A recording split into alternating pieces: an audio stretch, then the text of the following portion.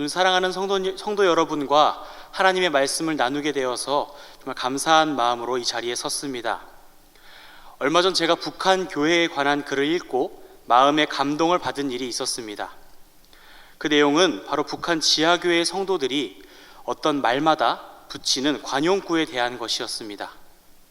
북한에 있는 지하교회 성도들이 어떤 말을 할 때 꼭 주님께서 곧 다시 오시니 이렇게 행동하자, 주님께서 곧 다시 오시니 이렇게 말하자, 주님께서 곧 다시 오시니 이렇게 견디자라는 말을 사용한다는, 그 말을 마치 인사말처럼 사용한다는 그런 내용의 글이었습니다.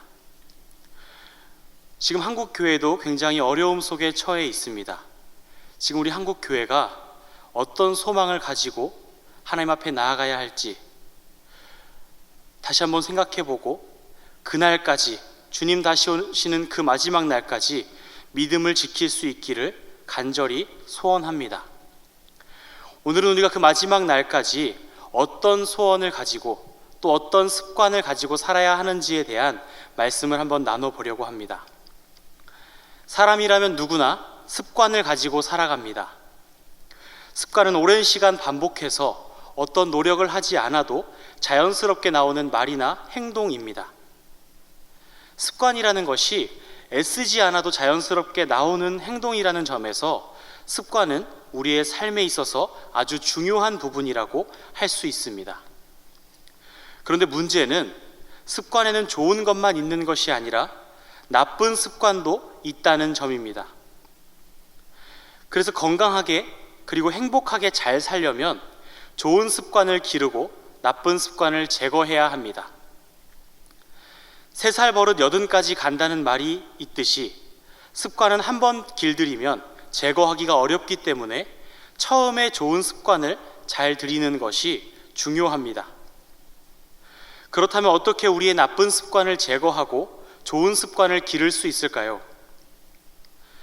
영국 런던 대학교의 필리파 랠리 박사팀의 연구에 따르면 원래의 습관을 버리고 새로운 습관을 기르는 데까지 걸리는 시간이 평균 66일이라고 합니다. 66일 동안 매일매일 하루도 빠짐없이 내가 습관으로 만들고자 하는 그 일을 반복해야 그것이 습관이 된다고 하는 것입니다. 66일이라는 시간, 2달이 넘는 그 시간 동안 하루도 빠짐없이 무엇인가를 한다는 것은 결코 쉽지 않은 일입니다. 그런데 그 시간을 견디고 빠짐없이 그 일을 해내기만 한다면 그것이 우리의 습관이 되고 굳이 노력하지 않아도 자연스럽게 나오는 행동이 될 것입니다. 사랑하는 성도 여러분, 지금 우리는 코로나19로 인해 교회 건물을 폐쇄하고 가정예배로 전환하여 예배를 드리고 있는 그 시간이 60여일이 지나고 있습니다. 60여일 동안 우리는 어떤 습관을 만들어가고 있었을까요?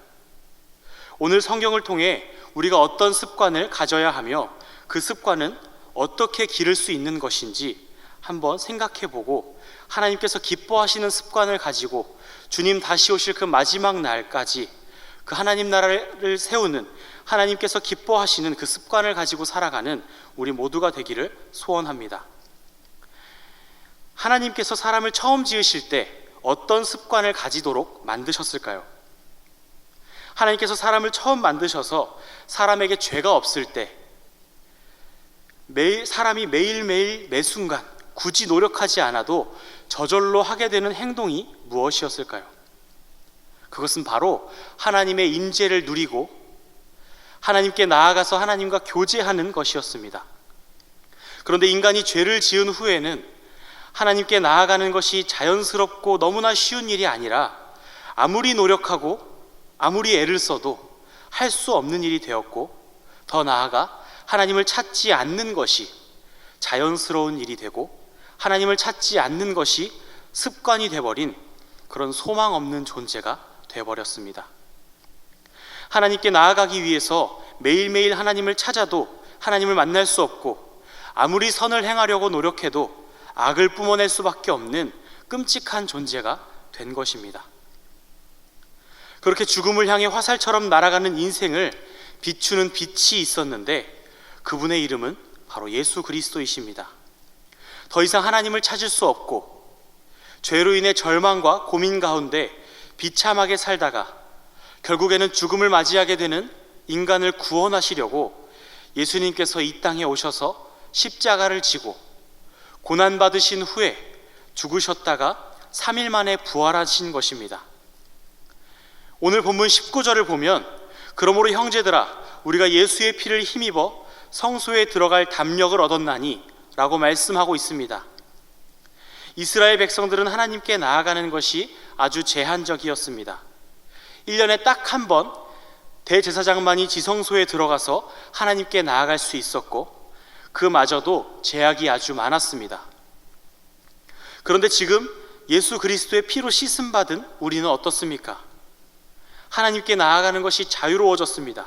장소와 시간의 제약을 받지 않고 우리의 상황의 제약을 받지 않고 언제 어디서든지 하나님 앞에 마음껏 나아갈 수 있게 된 것입니다.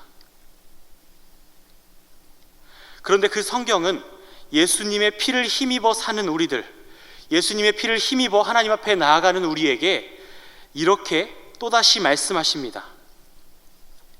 또 약속하신 이는 미쁘시니 우리가 믿는 도리의 소망을 움직이지 말며 굳게 잡고 서로 돌아보아 사랑과 선행을 격려하며 모이기를 패하는 어떤 사람들의 습관과 같이 하지 말고 오직 권하여 그날이 가까움을 볼수록 더욱 그리하자 라고 말씀하십니다. 하나님께 나아갈 수 있게 된 우리, 예수 그리스도의 피를 힘입어 살게 된 우리가 힘써 지켜야 할 것이 있는 것입니다.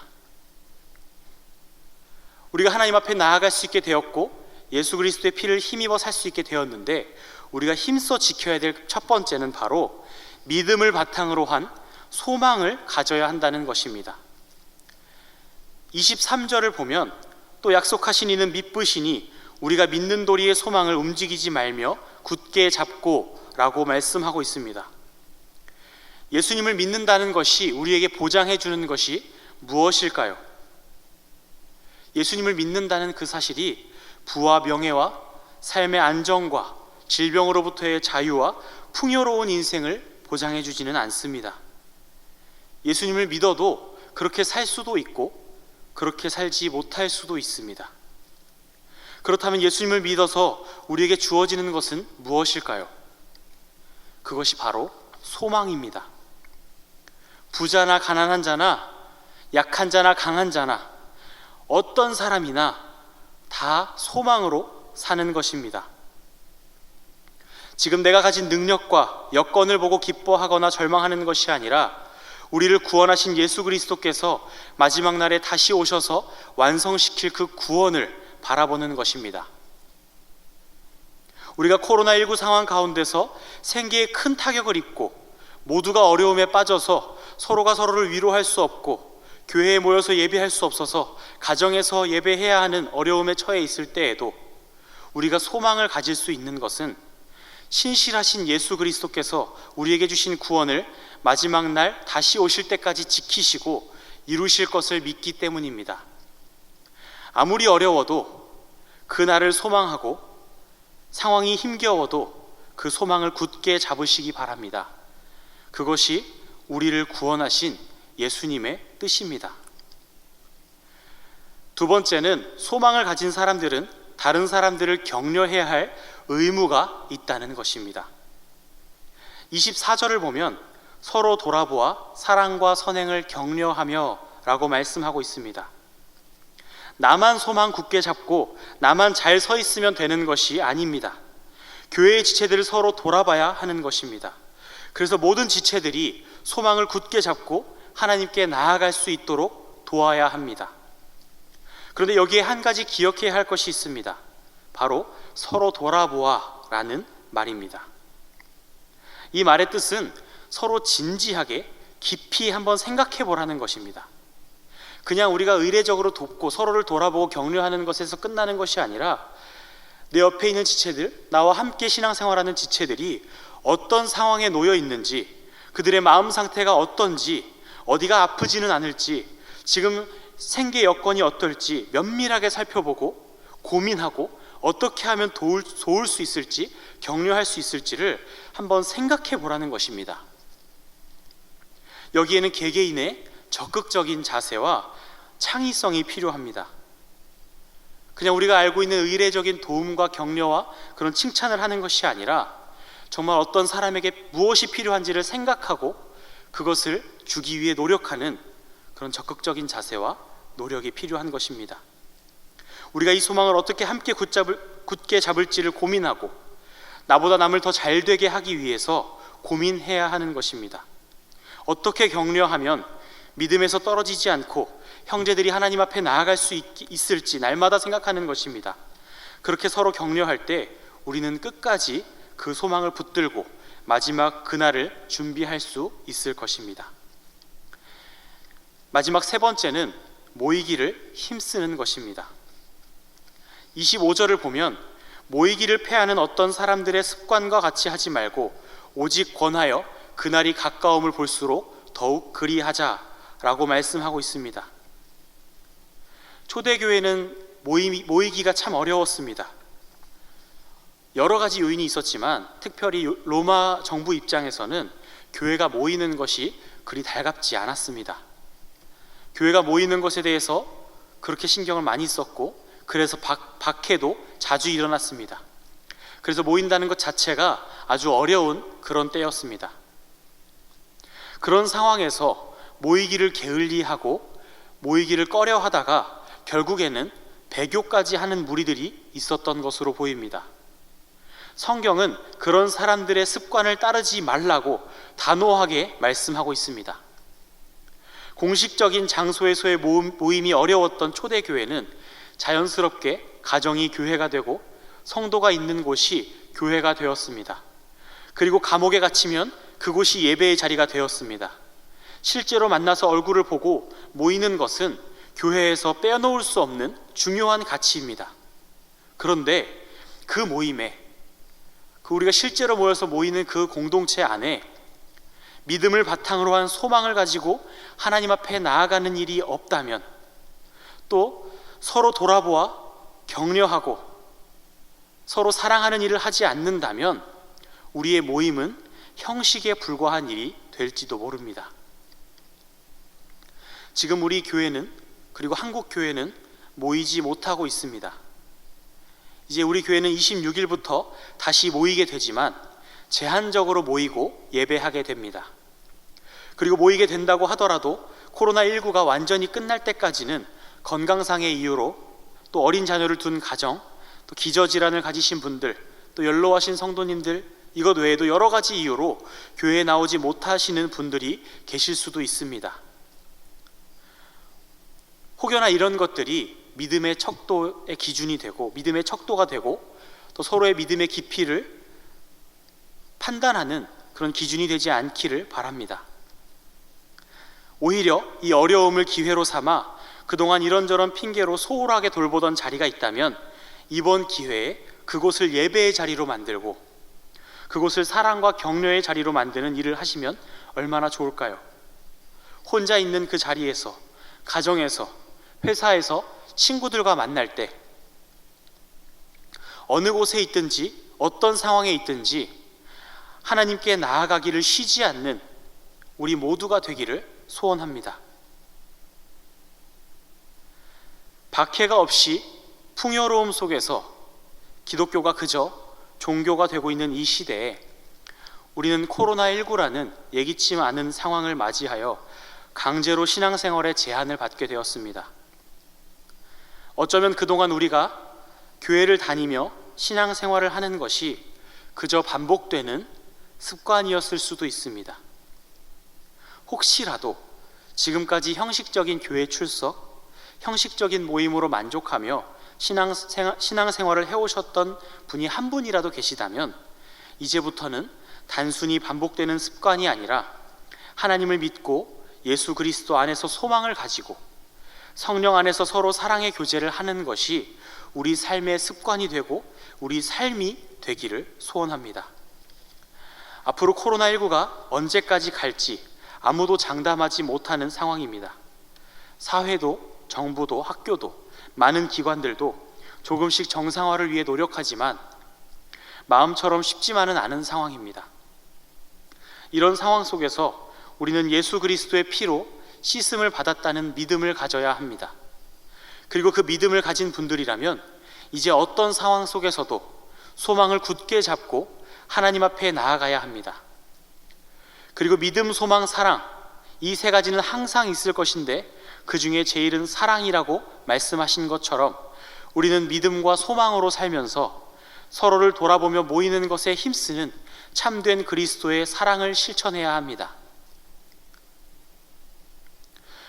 오늘부터 하루에 한 사람씩이라도 생각하며 그 사람을 생각하며 내가 무엇을 격려할 수 있을지, 어떤 위로를 전달할 수 있을지, 작은 일이라도, 작은 말 한마디라도, 문자 하나라도, 작은 선물 하나라도 전달해 보면 어떨까요?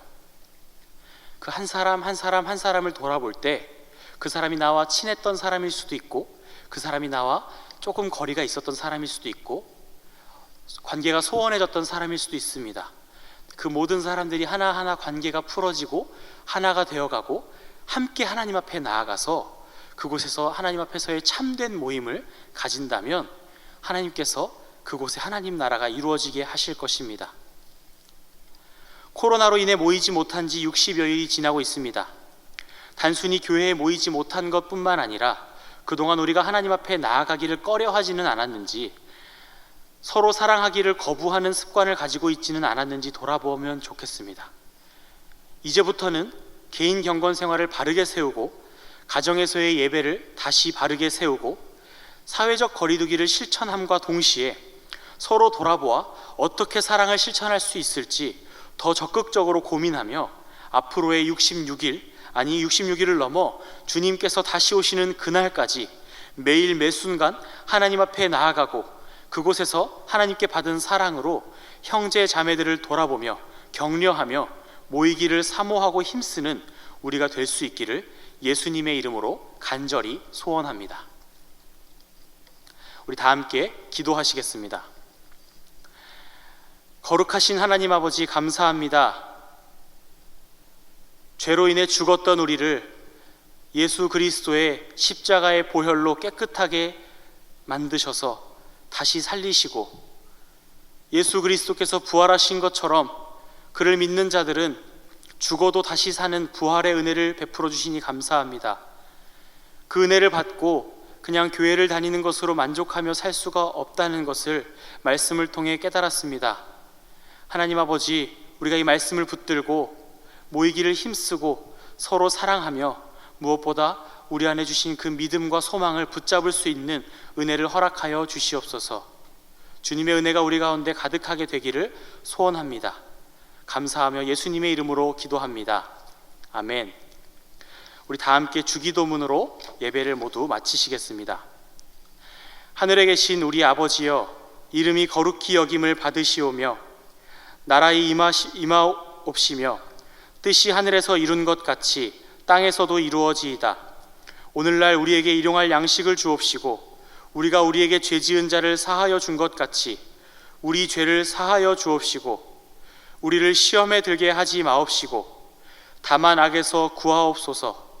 대개 나라와 권세와 영광이 아버지께 영원히 있사옵나이다. 아멘.